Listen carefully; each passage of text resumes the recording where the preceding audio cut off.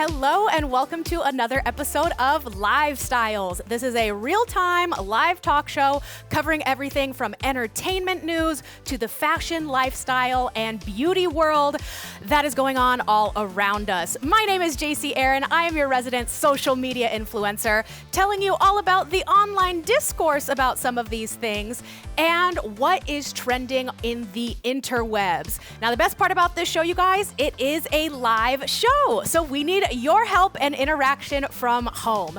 Throughout the show, comment along. I can see all of your comments on multiple social media platforms, and we have some fun interactive things going on today. We have polls coming your way. We're going to be highlighting comments, and we're going to be talking about some great things today. So, of course, we're going to start off with the entertainment news, but we have a very special guest today with Lindsey Olson, who is a travel, history, and fashion influencer, and she's going to be telling us all about renting clothes while traveling abroad. And then we're going to have a fun game coming your way, talking all about the reboots that are trending in the Hollywood industry and whether the original or the upgrade is even better. So, lots of fun things coming at you today, but make sure you're following us on social media so you can participate in some of these things before the show even gets started. Speaking of which, the first thing is actually going to be our poll. So over on YouTube, we like to post polls every week, and we asked you guys, would you ever rent your clothes for vacation? Now, you guys can vote in this right now. We're going to be starting the poll, but over on YouTube, so far it looks like I'd Try It is in the lead. So here are the options here. So would you ever rent your clothes abroad? All you're gonna do is type 1 for definitely. I would absolutely rent my clothes abroad because vacation outfits, sometimes I only wanna wear them once, but I wouldn't purchase them myself. So comment 1 if it's definitely. Comment 2 if you think, yeah, you'd try renting your clothes. It sounds sustainable and maybe fun to switch up your outfits while on vacation. Comment number 3 for, maybe I'd rent my clothes, only for like a special event or to match the local culture. And comment number 4 if you are like, no, absolutely not. I'd rather buy my own clothes. So looks like Obella Mafia and Mary are in the chat already saying that they would try it. Oh, looks like we have Mary as well. We have Ben. We have a couple people already voting on this. This is a real live poll, you guys, that we're going to keep running for most of the show because we will have a segment later on where we're going to try to change your mind about it and maybe show you some of the pros and cons as well. So again, comment 1, 2, 3, or 4, and we will check back in on this poll when we bring on our guest later. Oh, we even have more coming in. All right, already changing. So we'll come back to this poll and see what you guys think about renting your clothes. But with that being said, let's hop into our first segment and talk a little bit about some of the entertainment news from this week, because I'm here to catch you guys up on all of the hot gossip. And this week was a pretty crazy one in pop news. So our first segment, you guys, you ready for this one? Because as a former NSYNC person, this one hurts. Is it time for Justin Timberlake to retire? Justin's Forget Tomorrow World Tour is underway in Europe, but fans are sharing their disappointment of the concert over on social media. Viral TikToks from his show show him cringily dancing, barely singing, and essentially just making the crowd do all of the work. And social media has been brutal with comments like, y'all went to karaoke, he's bringing Lazy back, and I want a refund, and I didn't even go. And TikTokers are getting in on the joke with people challenging themselves to complete tasks in the time it takes for Timberlake to start singing again. But that's not the only criticism JT has been facing recently. During a recent show in England, he snapped at his crew on stage and the meltdown garnered millions of views. Then, of course, last year there was his DWI, where he went viral during his arrest for saying the iconic line, "This is going to ruin the tour." And looks like it may have actually ruined it, as fans are starting to sour towards the former NSYNC frontman. So I want to know from you, is this just a tired tour, or is it time for Justin to start ending his career? Let me know what you guys think in the comments about Justin Timberlake. In my opinion, no, Justin doesn't need to retire. He's fine. This is one of the biggest pop stars of our generation. I just think he's tired. Mind you, it is important to note that he actually canceled a few shows on this tour from the flu because he got a little sick. And so I think he's just tired. It's been a long tour and he needs to take a break. And if anything, I think the backlash is great because he's going to take a look at this viral meme trend, and I think he's he's going to start stepping it up in his upcoming shows. So I'll be curious to keep my eye on TikTok and see how his upcoming performances go. So no, I don't think Justin should retire, but let me know what you guys think in the comments. Moving on to our next segment. Is Pedro Pascal using his anxiety as an excuse to get handsy with his female co-stars? Pedro Pascal and his co-star Vanessa Kirby have been turning heads this week during their press tour for Fantastic Four First Steps. They've been seen holding hands, caressing each other's faces, and being very affectionate towards one another. Now, Pedro has openly discussed using physical touch to ground himself while feeling anxious, especially during the Avengers press tour. But what began as wholesome praise has turned into a viral meme on X, where users point out that he only gets anxious around beautiful women. So now this viral hot girl anxiety has taken over the app, and honestly, they've turned so X-rated that I cannot even show you them. So looks like America's sweetheart is starting to be labeled as an inappropriate creep. But I want to know from you guys, is Pedro just showing charming, affectionate, platonic friendship or boundary crossing creepiness? In my opinion, no, Pedro's fine. He's not being creepy. I think that a lot of men tend to sexualize any type of touch from a woman when it can be totally and reasonably platonic. Now, what I also think with Pedro is that don't say I didn't warn you guys, because just a few episodes ago, I said that I think it's a matter of time before the internet turns on Pedro. And that's because of fatigue from him. He's in 3 movies right now, you guys. Eddington, The Materialist, and of course, Fantastic Four. And when you start getting oversaturated, the internet starts to find reasons to hate you. And I feel like this one is just grasping at straws. Plus, the other thing is consent. Vanessa Kirby is consensually being affectionate with him as well. So no, I don't think he's being creepy. I think people just trust him and he's emotionally available. Can we highlight that comment from Obella Mafia? This one is actually, this one's for Justin Timberlake. But that one, she says that, no, we don't want him to retire. So I agree on Justin Timberlake as well. And I also think that, no, Pedro Pascal is not being creepy. But let me know what you guys think in the comments and if we're gonna see the internet continue to turn on Pedro in the future. But moving on into our next one. Do you ever wish you can get an orgasm from Harry Styles? Well, now you can, because Harry Styles has launched a new sex toy line called Pleasing Yourself. So his genderless lifestyle brand called Pleasing already has a line of apparel, nail polish, and fragrances.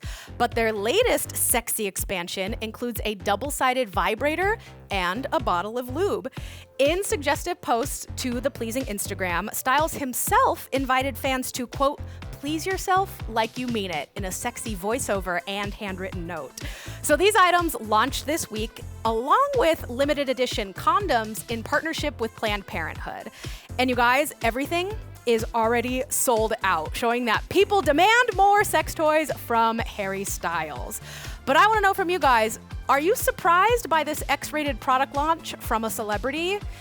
In my opinion, no, I am not surprised. I actually think this is a perfect product launch for Harry Styles. And that's because, yes, he is a sex symbol. He is a rock star. He's got that going for him. But his brand is not about raunchiness. It's about sex positivity. You know, he's all about gender bending and sexual fluidity, that I feel like this is perfectly aligned with his brand. It's not so much risque as opposed to sex positivity. Now, will I be buying a Harry Styles sex toy? Maybe. Actually, no, probably not. It's $68 and it's already sold out.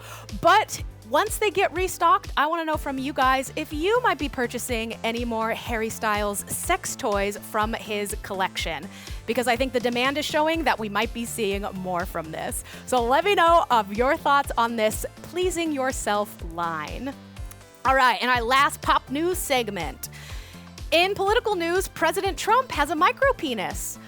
According to the latest episode of South Park, that is. Yes, the season premiere of South Park takes a flaming hot jab at President Donald Trump by literally putting him in bed with Satan and mocking his manhood. Classic South Park chaos. But what's interesting about this story is the timing and the Paramount Pictures element of it.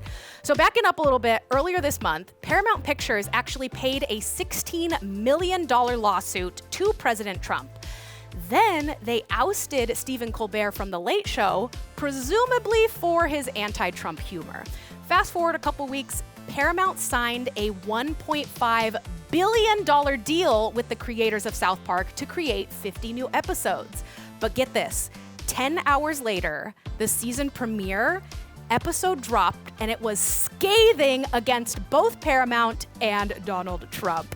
So we'll see if that expensive joke will cost them in the future. Now, the White House could not take the joke, and a spokesperson called the show fourth-rate and irrelevant. But if you're curious to see what other hot takes they bring into season 27, you can check out all of the upcoming episodes streaming on Paramount+. But let me know what you guys think. Did you catch this episode? Was it too harsh, or was it right on the nose for mocking the president? Let me know your guys' thoughts. But that's going to be it for our pop news segment. But stay tuned, because we're going to be bringing on our guest host, who's going to be talking all about travel and fashion. We'll be right back. Our next guest has traveled to over 50 countries, but she doesn't just visit, she immerses. From traditional outfits to local customs, she brings to life everywhere she goes through beautiful storytelling and stunning fashion. Please welcome our guest for today, Lindsey Olson. Hi, I'm so excited to be here. Hi, Lindsey. Where are you calling in from? I am currently in Philadelphia. I live half and half between New York City, which is where my place is, and Philadelphia, which is where my boyfriend's place is. Oh, makes sense. So going back and forth then. Well, welcome to the show. We're excited to hear about you. But of course, tell us first a little bit about yourself and your love of fashion, because your Instagram is absolutely stunning. We're going to be showing everybody so many content ideas from it. But tell me a little bit more about yourself. Yeah, so I am originally from the Seattle area. I've been living in New York for the last 8 years. I've been living in Philly also basically for the last 2 years. And I would say my love of fashion comes from my mom. My mom is from Mexico. And anyone who's familiar with Mexico and just Mexicans, we are like the most colorful dressers ever. So like my love of just like patterns and colors and everything, I think, really came from that. Like I am a very bold, colorful dresser. Unlike what you see with a lot of New Yorkers, there are no neutrals, there are no beiges, there are no blacks, like no whites, none of that in my wardrobe. So true. I love that. Okay, then where did your love for travel coming from? Also, I would say my mom. Like I really did grow up traveling with my parents, but a lot of it also came, I would say, through, and this might be familiar to some people, but it came through heartbreak. Like when I was in my 20s, I went through some heartbreak, and to try to get over through it, I started doing some solo travel because I just needed to figure out, like, what can I do to get myself through this? And that's when I really discovered, like, I liked my own company. I liked the things that I did on my own. And I really found this love for travel and exploring the world. I can relate to that so much, because I think the first big trip that I took was a solo trip after a breakup. So spot on that. You learn to love yourself, but then you also realize, hey, I get to choose whatever I want to do on my own trip. This is going to be the best trip ever. So I love that. So then in regards to some of your traveling then, what I want to know is, do you have any underrated destinations that you would recommend? Because you've been over 50 countries. Are there any places that you're like, not enough people are going here and they absolutely should? I love this question so much, and my boyfriend would probably make fun of me because I talk about this country so much, is Albania. I love Albania so much. I thought the people were so nice. They are so welcoming. They'll literally be like, do you want to come see my house? Like, they're so nice. I love that. The food was amazing. It's beautiful. Like, some of the cities, you have the same kind of architecture, like those stacked houses up on the hills that you would have in like Italy or Greece, but without the crowds, because like you said, people just haven't discovered it yet.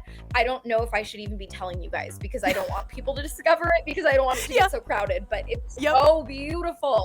The people are amazing. Love that. Yes, you don't want to gatekeep, but also like don't get it too crowded in that sense. But that's a great answer, because that's not a place I would ever think about going. But just based on your Instagram content alone, you can tell me to go anywhere in the world and I will go, because we're going to do a little content showcase of some of your stuff just to give people an idea of not only the beautiful photos that you're taking, but also the incredibly gorgeous locations that you're going to. Because if we want to go to the first photo coming up next, I'm going to ask you a few questions based off of your Instagram content. So the first is, of course, you've been over to 50 countries.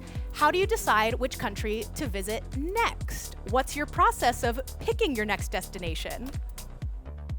That's a good question. So part of it, I do have a short list.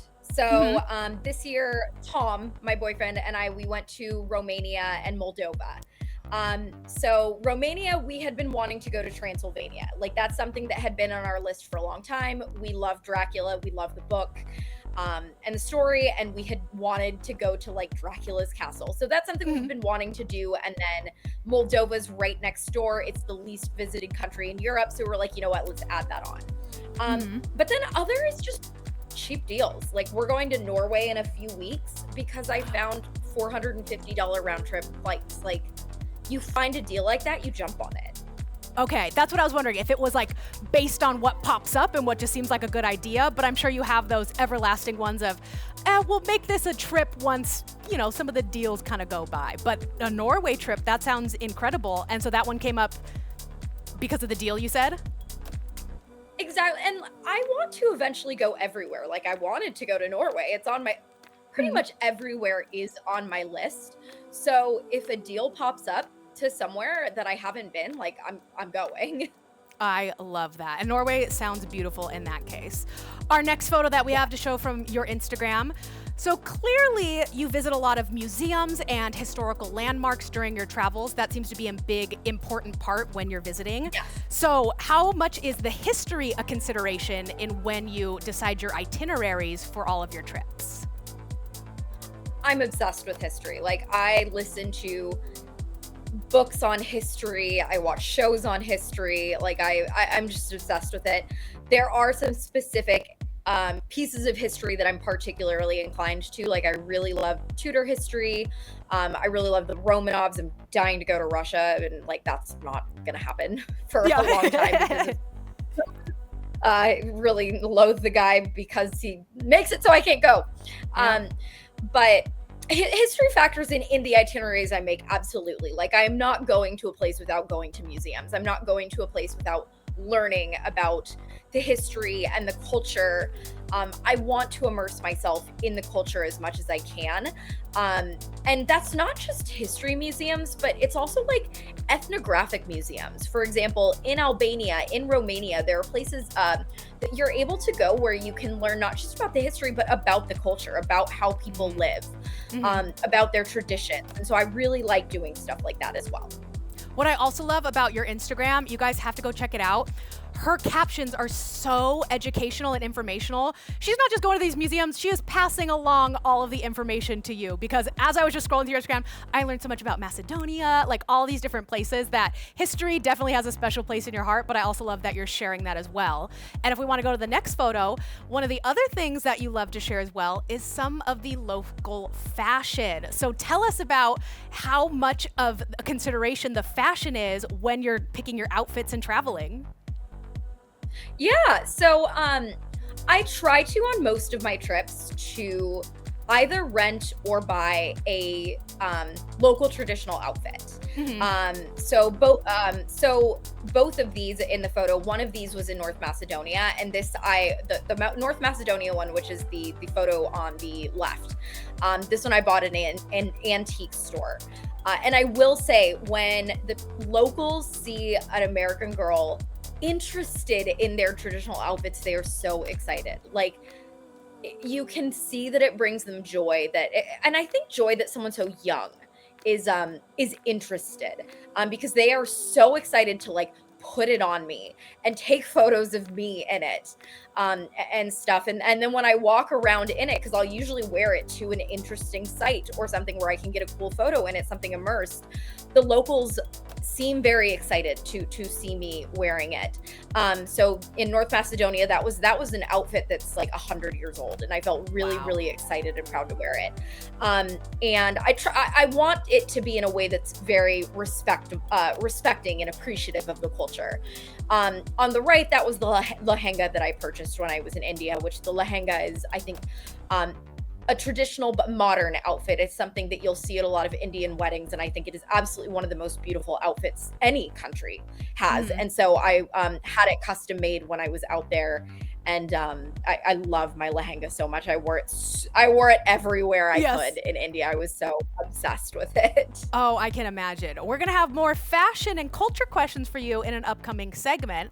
But the last question we have during your little showcase here is, your photos are stunning, and we absolutely need to know, what is the key to getting the perfect Instagram photo? What is your secret? Lighting. Lighting is really important. So I think waiting for a cloud, if you can, is really helpful versus being like trying to wait, or trying to just do it right when there's the sun. I think the other thing is looking for spots where people aren't. So for example, there's going to be the spot where everybody wants to go take their picture, right? And you have to wait in line, and then there's a lot of people that are in the background, and then you might find a spot where nobody's going. This in front of the Taj Mahal was a spot that people just missed, because there's this like Princess Diana spot, right, where Diana took her picture, and it's on the bench, right? And everybody's in line to take a picture at the bench. This is down from that bench, just slightly below it, and nobody noticed it. Oh, see, that's smart. And so it's looking for those spots that nobody's paying attention to. And this one is amazing, obviously, because it's like that straight shot of the Taj Mahal. Sometimes at another site, maybe you don't have that straight traditional site or shot of it. You have a different angle. But I really try to focus on not having people in my photos. The other thing, going early. Earlier in the day that you go, the less likely you're going to have people in your photos, the better lighting you're going to have as well, because like the middle of the day is when the sun is really bright and it's going to cast a lot of shadows on you. So, I mean, there have been times when I have gone at 6 a.m. I remember once I went in Colombia to the middle of the like main square in Bogota in Colombia. I was the only one there, and I had a photo of myself in the Times Square equivalent in Bogota, Colombia, and I'm the only person there. Oh my gosh. Okay, so we gotta go early, we gotta get good lighting, and you may have to go for the more unconventional spot in order to not get people in there. I love that. Those are solid tips, because your photos are absolutely gorgeous. But now we're gonna ask you some questions based on some social media viral videos that we've seen, because I think we can get some fun stories out of you. So the first question, if we want to show that first video.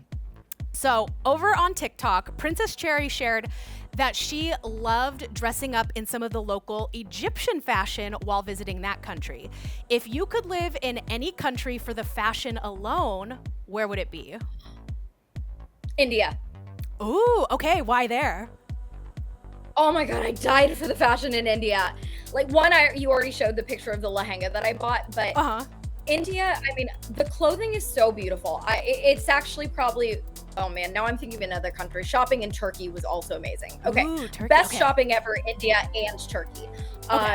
Turkey, I think, had the best shopping in terms of like stuff that I would wear on an everyday basis, versus India has the best fashion as far as like stuff I would probably just wear in India. But I mean, there was a lot of stuff that I continue to wear here. But India, it was just like, they have so many different areas of India with their own local outfits. So there was so much diversity in what you would wear in different regions of India, and all of it was so stunning and ornate. And so I just think it's so beautiful. But Turkey's a really good one too, because there's just an abundance of shopping. In Istanbul, there is this one street, and it's just store after store after store, and it was hard to control myself. Oh, I can imagine. But that is a great answer, because your photos in all of your Indian apparel were beautiful. So I love that answer. Our next video. So over on TikTok, Roya shares funny culture shock moments from her travels, like trying to order a vanilla soy latte while in France. What has been your biggest culture shock moment while you've been traveling? So I've been very lucky to have limited culture shock. I speak 3 languages. So I speak Spanish because my mom is from Mexico. I've spoken Spanish since I was a child. And I speak French as I've been studying French since I was a child. Oh, jealous. I also studied German in college. So like, not great, but passable. So I've been like, for example, it's helpful in a lot of countries, and this extends to Africa, for example, because colonization, but they speak a lot of those European languages. Asia, fortunately, there has been enough English that like it's been okay getting by. So I will say I haven't had too many issues with languages. The only times that I would say that I can think that I really had a challenge was in the middle of Slovakia, and I rented a car.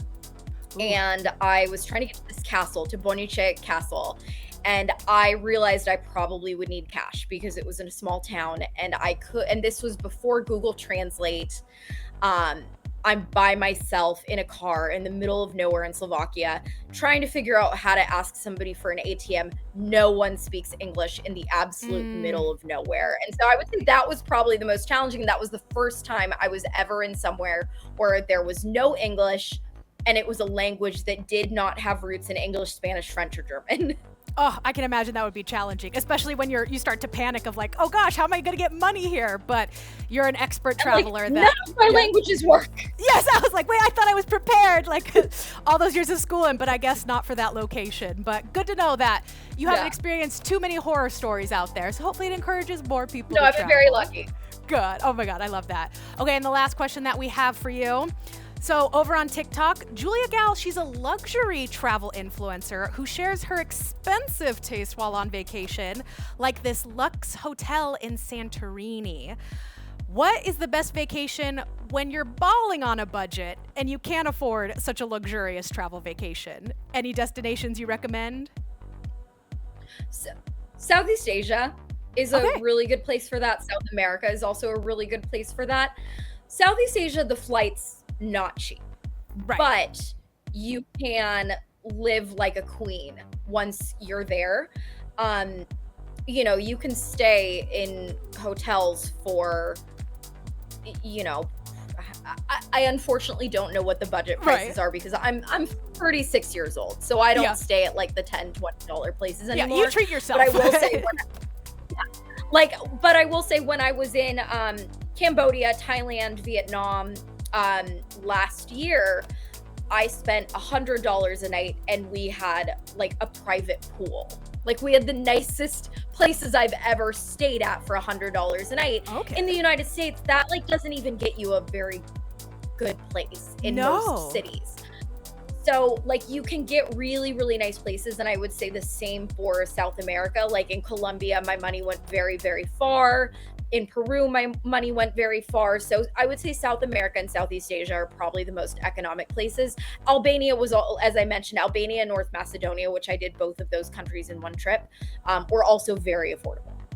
Oh, that's a great answer. And kind of one thing that you mentioned about like me putting history and like facts in all of my captions, I wanted to kind of be the antithesis to that luxury traveler. Like I saw this whole like, and they've got their own thing. I think there is a place for everything, but I really did see this criticism at people thinking that all influencers do is just like push products, and that it's kind of like a vapid, thing that is just like girls being hot and good for them. Good for hot girls. Right. Yes. Love hot girls. Yes. But I wanted to show that there was more than just like pushing products and just like bodies and stuff, and that there could be educational value to Instagram. And so I wanted to bring something like that, but I also know that aesthetics are such a big thing about Instagram.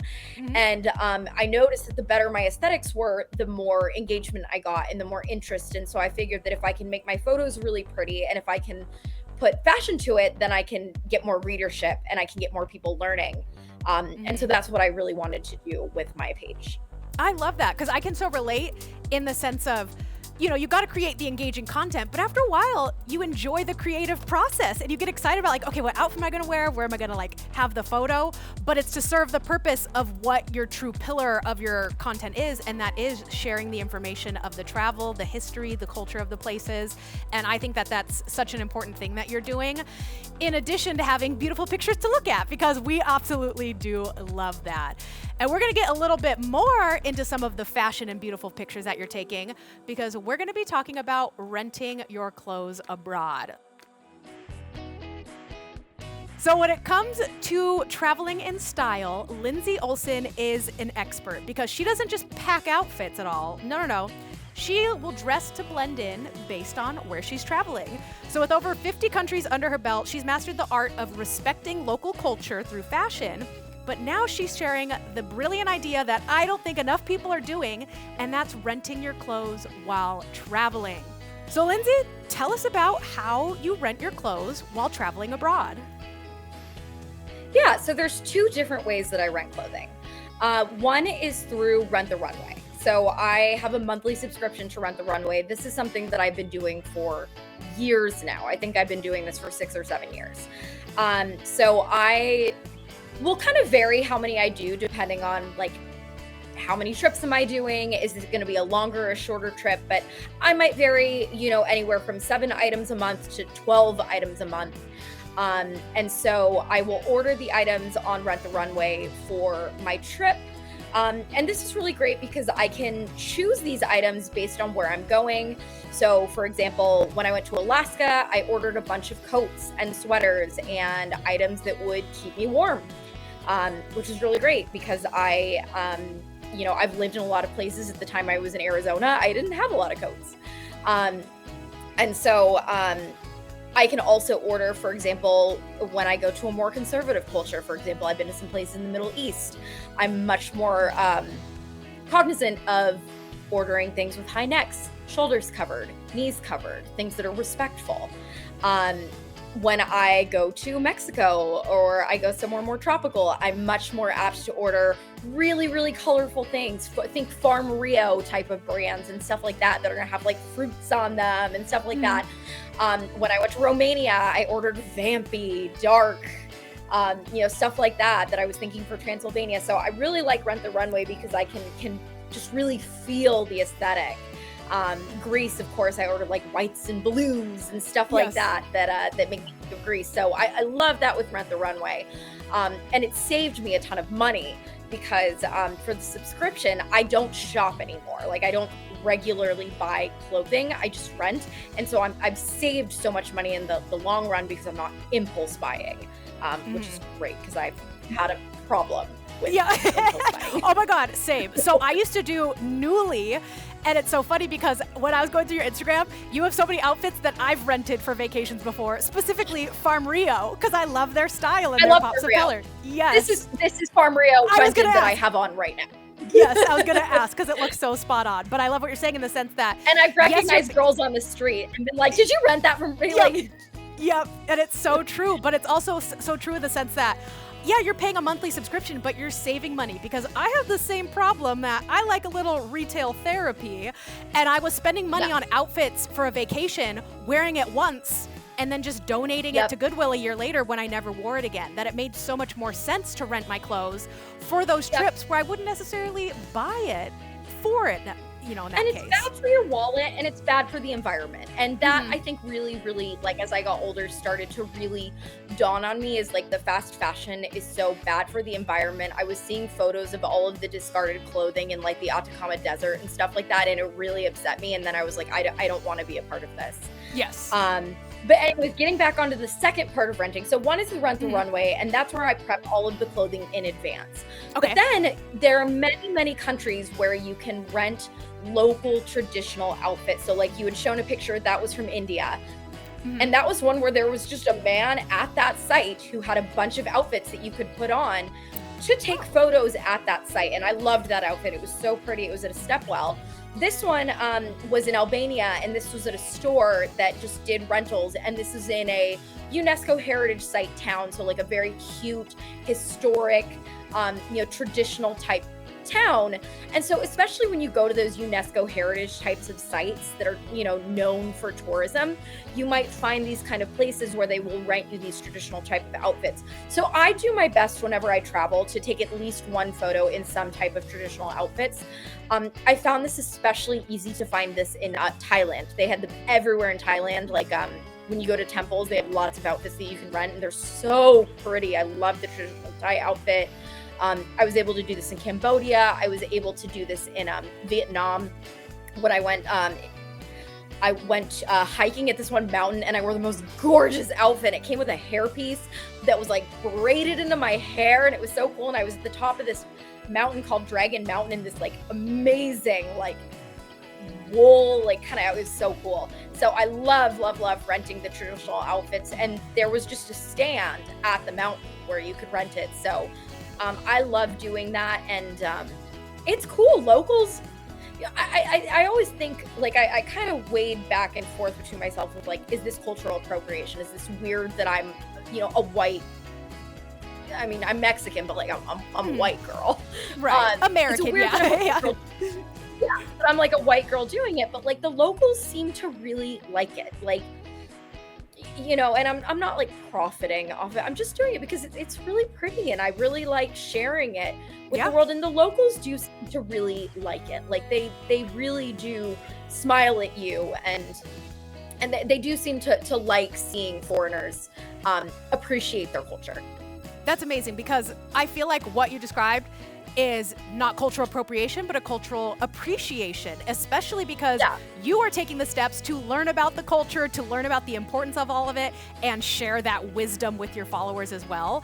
That I think you do it in such a respectful way that people can learn from you, where if you go, especially if you're walking around and you find those stores and they're so excited to dress you up, they're already saying, nope, it's not appropriation if we want to get you into these outfits. So I absolutely love that. Can we go to the next photo? I just want to make sure we're on the... Okay, yeah. So one of my other questions that one was so fun. Okay, yeah. So tell me about this one here. That one was so fun. That was another guy who was just like on the street, like, you know, like in India. This one was in Jaipur, which is the pink city, and it's like one of the coolest places in India. Like everything is pink. They did it for when I think it was Queen Victoria was coming to the city, and they were like, paint everything pink. It's so cool. It's like the most amazing city.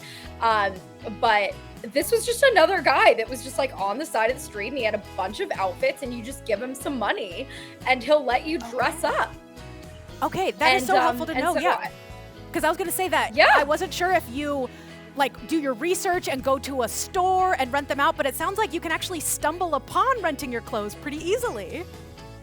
In India, this one and the other one you showed from India, like a few slides, those were just dudes that were there. So those are really easy. The Albanian one, I had to hunt out a lot more. So that one was like, definitely took some hunting and some like Googling or asking around.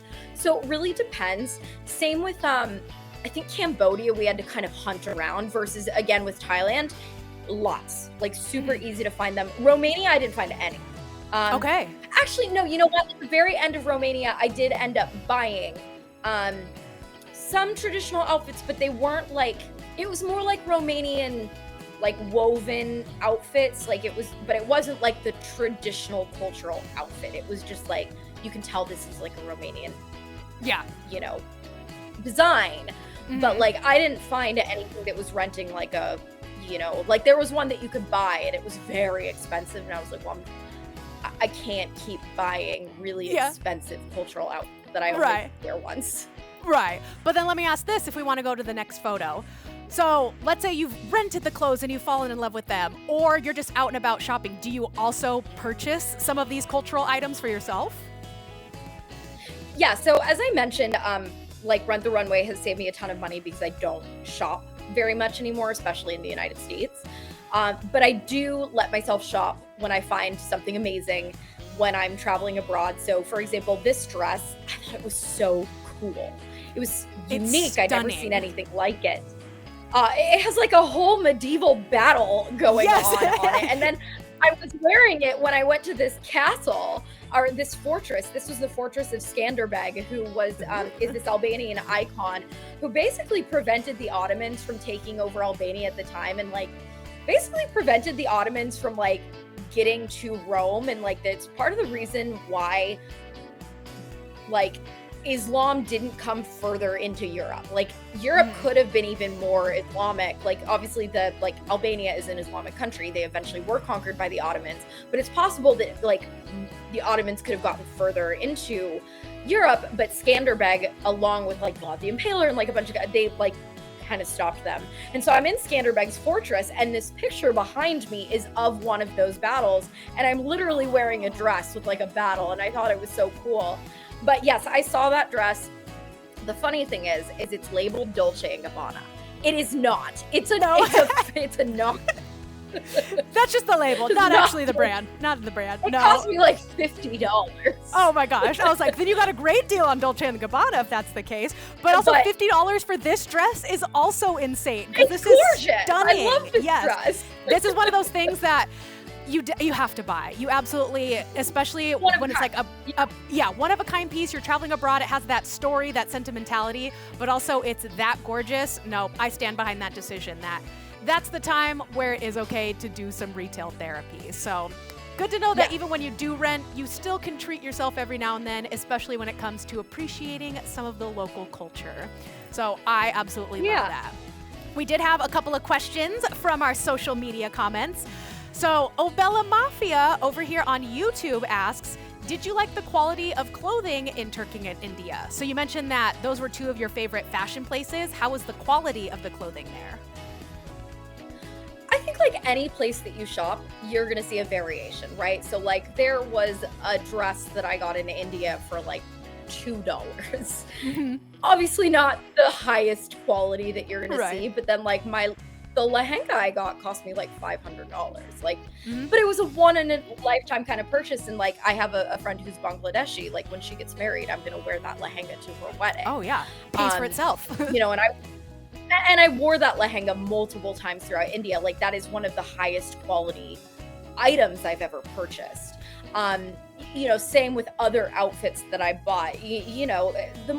What you spend on an item often is going to correspond with the quality, and not always. Like I have my thoughts on places like Urban Outfitters, where I think you pay a lot of money for quality that isn't great. But like any other country, again, you're going to see things that are really poor quality. You're going to see things that are really wonderful quality. Makes sense. And based on your views on fast fashion, which I totally agree with, that depends on how much you're spending, the brands that you're spending, and you have to have a good judge of character in terms of the apparel when you are out shopping. So that makes a lot of sense here. And the last question we have from you comes from outside of the lehenga. Oh, I was gonna say, outside of the lehenga in India, though, like things are pretty cheap. Like India is a very, very affordable country in general, though. So like obviously something that is high quality there is still going to be a lot less expensive than something here. That makes total sense. And good to know in case you guys feel like shopping when you're traveling abroad. Our last question comes from Mary over on YouTube. Mary wants to know, do you think fashion helps you connect with people when you travel? Great question. Absolutely.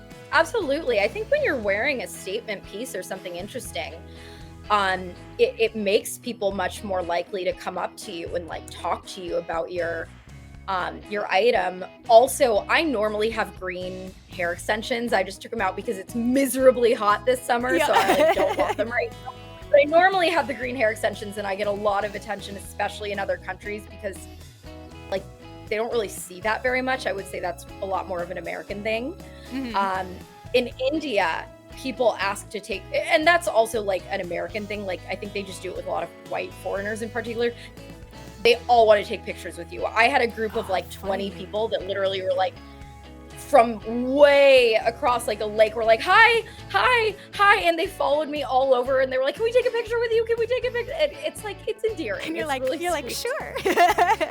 And like you said too, when you're going and renting the clothes and you have these people wanting to dress you, I feel like that also definitely helps you connect with them and connect with the culture. So that totally makes sense.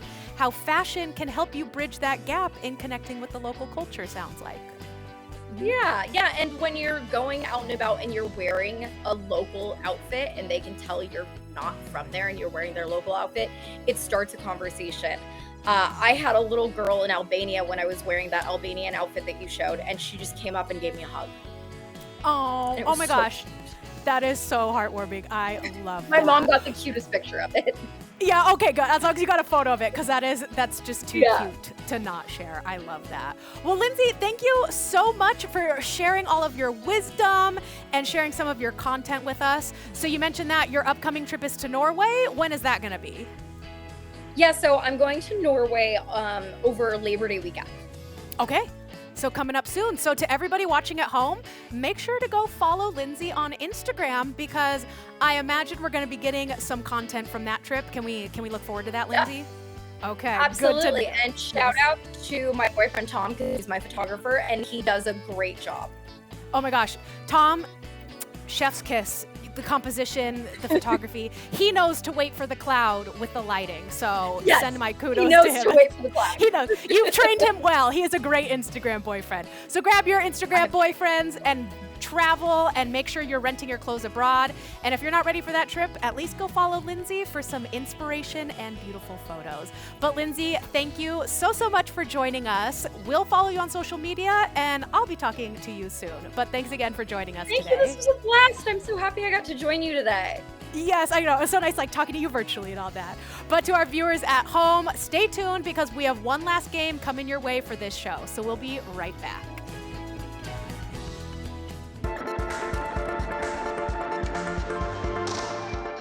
So reboots, remakes, and sequels and live-action reimaginings are all over the place with Hollywood, especially with the new Jurassic World Rebirth movie and the new Lilo and Stitch live adaptation. And just this week, we saw the premiere of Fantastic Four: First Steps, which of course is another iteration of the Fantastic Four franchise. That one stars Pedro Pascal as Mr. Fantastic, and we're going to talk about him in a second here coming up. But the internet has been ablaze about this constant trend of reboots and sequels, and has a lot of people wondering, are we losing the plot here? Are we losing our creativity? Or does Hollywood need to come up with some more ideas instead of just cashing in on the past? So let's settle this debate once and for all, you guys. Did Hollywood get it right the first time with the original, or did they get it right with the upgrade? We're gonna find out, because I have 5 original or upgrades coming at you guys, and you're gonna vote on which one was better. So to do that, all you're gonna do is comment right below 1 or 2 based on your answer. And I think this one might be a little interesting, because we have some hot takes coming your way. So let's hop into some of these face-offs and find out if you guys prefer the original or the upgrade. So our first poll, of course, we have to keep it trending, and we've been talking about them. Do you prefer the Fantastic Four movie from 2005 or Fantastic Four: First Steps that just premiered this weekend? So comment number 1 or comment number 2 based on your answers.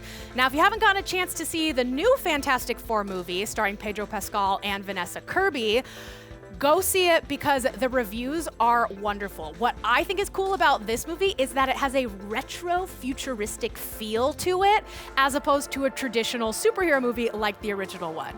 So my vote, I'm going with the latest Fantastic Four movie. I enjoyed the first Fantastic Four.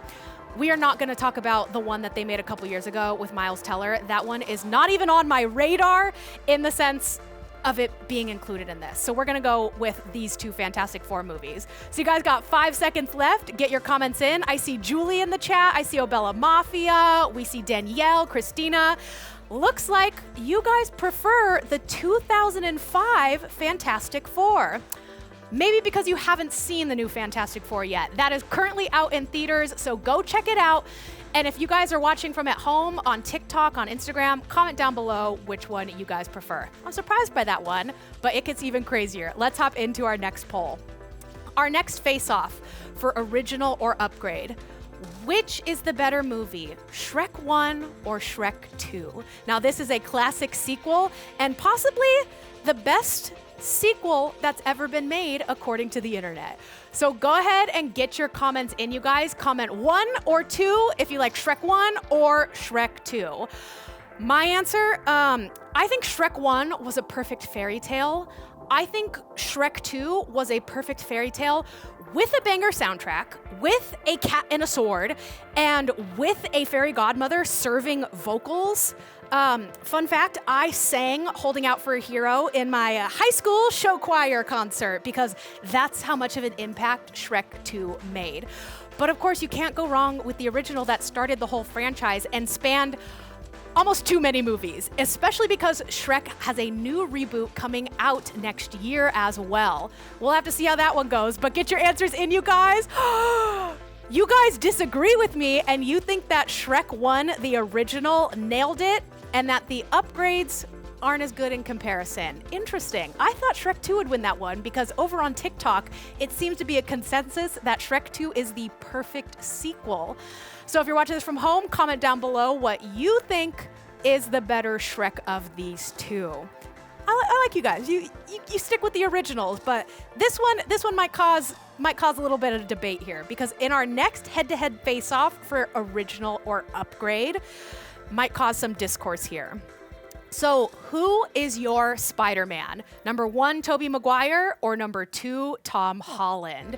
So when it comes to original or reboot, this is more of an interpretation of the same character. Now, if your favorite is Andrew Garfield, we're not even counting him. He's right in the middle, and I feel like a lot of people don't choose him as their favorites. If you choose Andrew Garfield, let me know in the comments. Otherwise, comment 1 for Tobey Maguire, comment 2 for Tom Holland. Who is your Superman?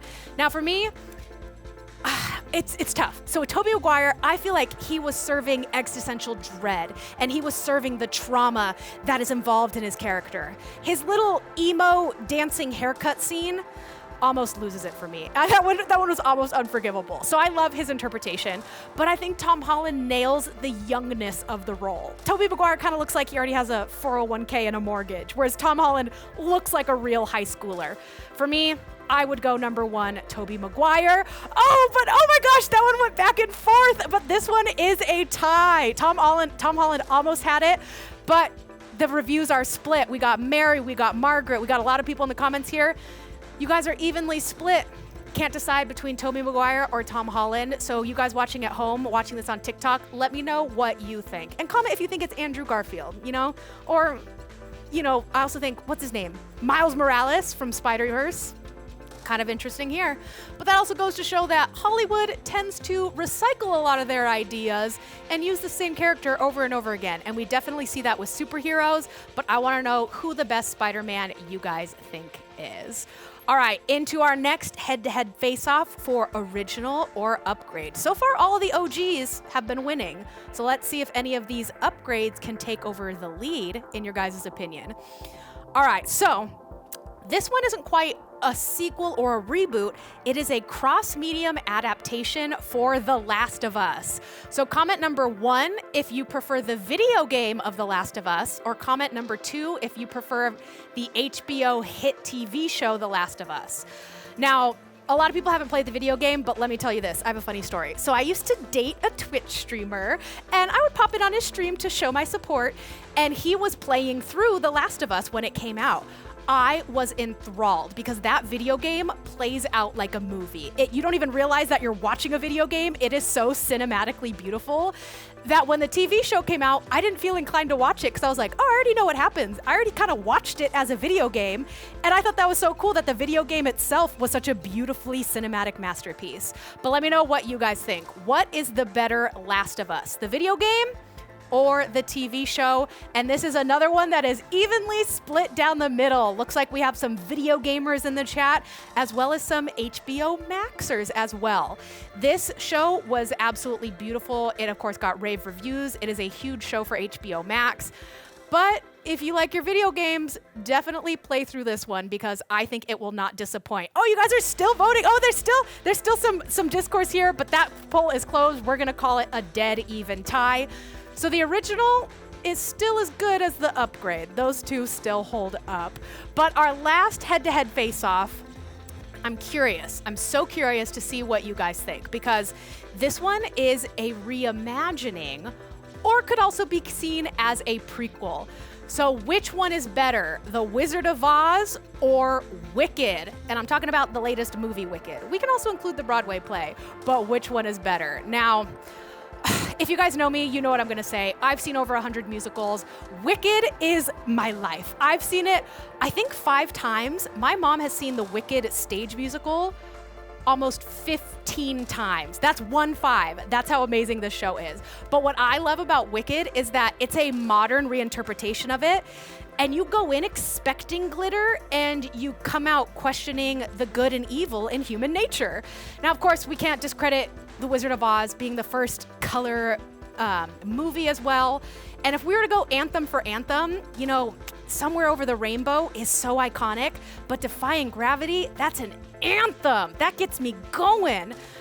So totally different time periods here, almost a century apart. So I want to know, what's better, Wizard of Oz or Wicked? Looks like you guys agree with me that Wicked tops the original. Now, I did want to comment on this one as well because I see Julie in the chat. I see Andy, a few more people here. I think that with Wicked, what they did well in terms of a sequel, a reboot, a reimagining, is that they took a plot and kind of remixed it with an entirely new story. I think with Hollywood coming out with all of these recycled material, that this is how you do recycled material in a new, fresh way that keeps it interesting. So this is what I want to see more from Hollywood, is not just a classic, another Spider-Man movie with the same Uncle Ben dying plot that we all know. Switch up the plot, make it a prequel, but from a different perspective, a villain origin story. I think that is what's going to keep Hollywood fresh and unique. But thank you guys for playing, and good to know that at least sometimes the upgrade might be better than the original. And when we post these on social media, I want to hear from everybody else what you guys think. But that's going to be it for our game of original or upgrade. Shout out to Bella, Mary, Julie, Candy, Nick. I see a lot of people in the comments here. Thank you guys for playing along. All right, so let me put these down. I'll outro the show here. We can get rid of all this stuff while I say my goodbyes to my friends here on LiveStyles. Thank you guys so much for such a fun episode. This was so fun talking about some of the crazy pop culture news of the week. Again, let me know what you think about Pedro Pascal. He is making the headlines in terms of entertainment news. Again, because he's in 3 movies right now, including that reboot of Fantastic Four, which again, if you guys haven't seen, it's out in theaters now. And I want to know from you if you think it's better than the original Fantastic Four that came out in 2005. But thank you guys so much for joining us. Make sure you are following us on social media so you can participate in our polls, in our social media questions, everything before the show even airs, or catch up on clips from the show that you may have missed and participate in some of those other fun questions that you may have not caught during the live stream. You can also check out our website for more content as well as products that we've had from previous episodes and any clips and content that you may have missed. That's at livestyles.tv. We're going live on Sundays at 10 a.m. and next Sunday we're joined by my friend Megan, who started her own skincare company called Mega Glow. She's going to be giving us a skincare 101 and you guys can't miss it, especially during these summer months where I'm sweating, my pores are getting bigger, that I could use some tips. So don't miss out on that episode. But thank you guys so much for tuning in. Thank you to everybody who participated in the comments. We will see you next week at 10 a.m. Toodles!